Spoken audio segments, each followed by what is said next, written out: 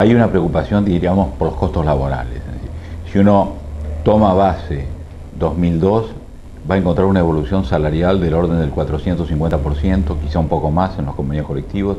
En el caso del salario mínimo vital, arriba del 700, era 650 hasta ahora se ha ido arriba del 700.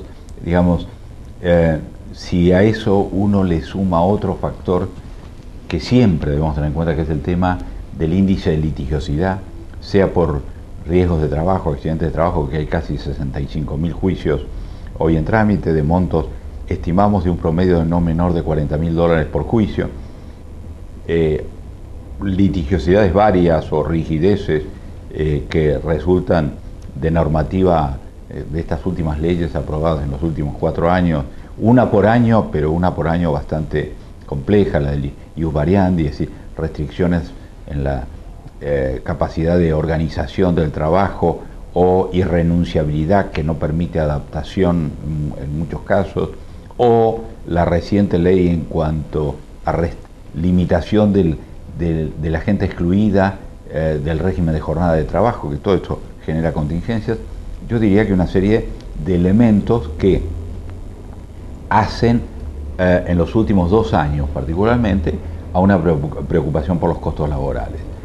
Fue el de la imposibilidad de modificar las condiciones de trabajo, la posibilidad de judicializar eso antes de que lo trasladen o lo muevan de escritorio a una persona, esto es el ius variandi.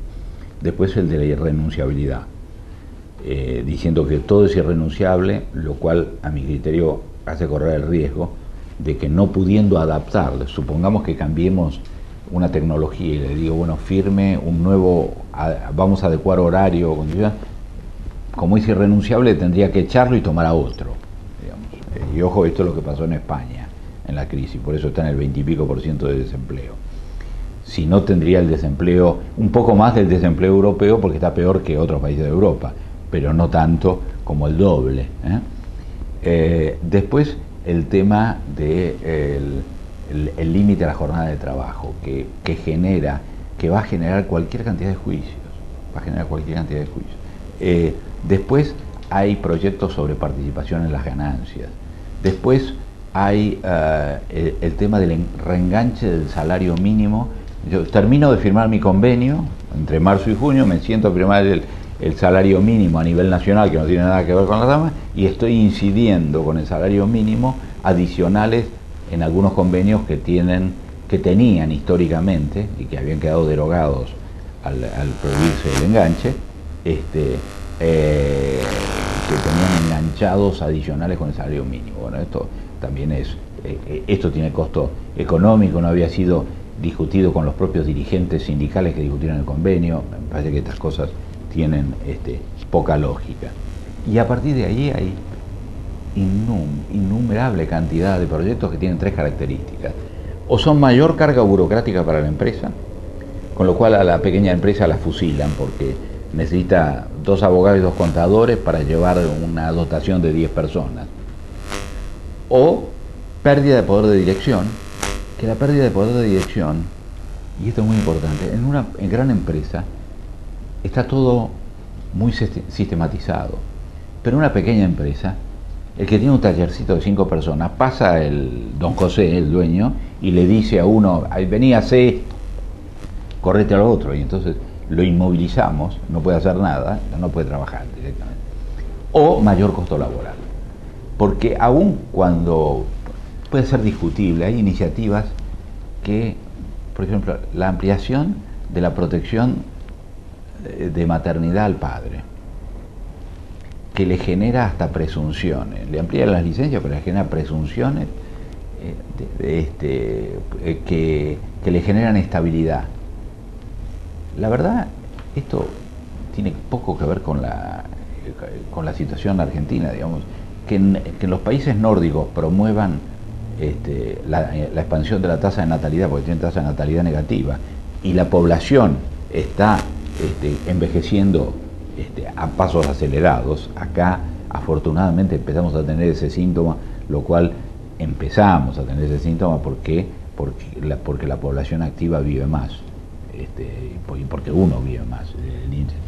Eh, pero la tasa de natalidad en la Argentina sigue siendo todavía, siendo de las menores de Latinoamérica, en los lugares, seamos sinceros, en los lugares, el NEA y el NOA, en los lugares menos desarrollados, lo que estamos haciendo es promoviendo la paternidad o la maternidad, en vez de no protegiendo, promoviendo. Una cosa es proteger y otra cosa es promover. Lo que estamos haciendo es expandiendo las redes sociales, porque no están en condiciones de tener familias con semejante cantidad de hijos, y que además muchas veces no son familias.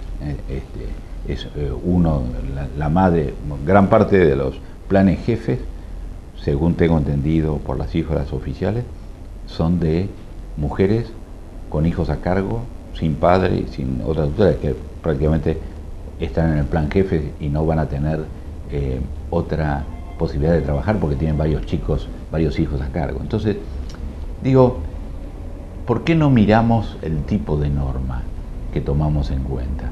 Es decir, ¿por qué no valoramos que hay que proteger la maternidad? No hay discusión. Que hay que evitar la discriminación de cualquier... Ya hay una ley antidiscriminación. Obviamente, si lo discrimino porque va a ser padre, ya eso lo voy a poder justificar. Pero aumentar las presunciones de la ley laboral cada vez más, con principios, además de indubio pro operario, es decir, siempre a favor del trabajador, hacen que, aún en un despido con justa causa, no lo prueben, ningún empleador lo puede aprobar, está condenado a perder un juicio. Y el gran problema que tiene el pequeño empresario, que cuando pierde un juicio, normalmente pierde el juicio y pierde la empresa, él. Entonces, me parece que ahí hay que buscar sistemas más racionales, más ponderados. Me parece que hay muchas iniciativas legislativas que no tienen razón de ser en el contexto argentino. Yo tengo muchos años de discutir convenios colectivos y con sindicatos. La mayoría de estas iniciativas legislativas no fueron planteadas por ningún sindicato en ningún convenio, porque en una de esas hasta hubieran sido creación convencional. En el mundo hay o alta legislación y muy poca negociación, o hay mucha negociación y un índice de legislación muy bajo. Acá tenemos legislación muy densa, a la cual se suma una negociación colectiva que a veces ha llegado a repetir los artículos de la ley porque ya no saben qué inventar.